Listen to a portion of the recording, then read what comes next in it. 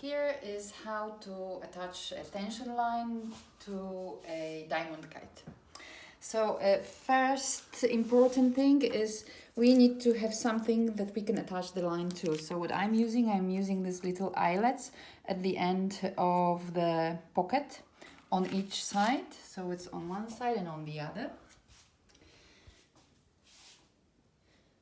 And now to attach it, we need to put the line through, and then on one end, any knot, just a simple knot here will be sufficient.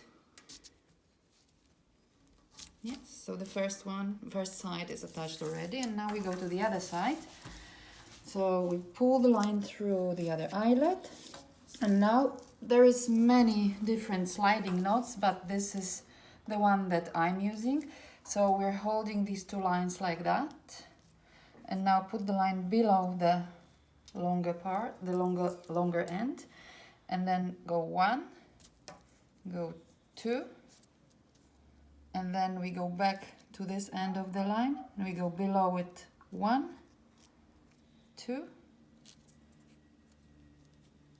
and this is our sliding knot. We can check if it works.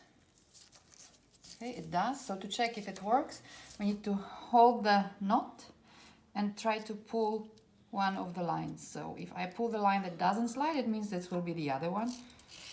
And with the other line, it does slide.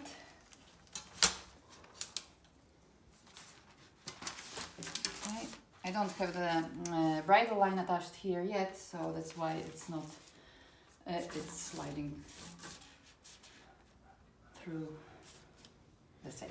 Okay, so one more thing, when it comes to the length of the line, what I usually do, I use 1.5 the length of the spar here. So if the spar is 1 meter, this line is 1.5 meters.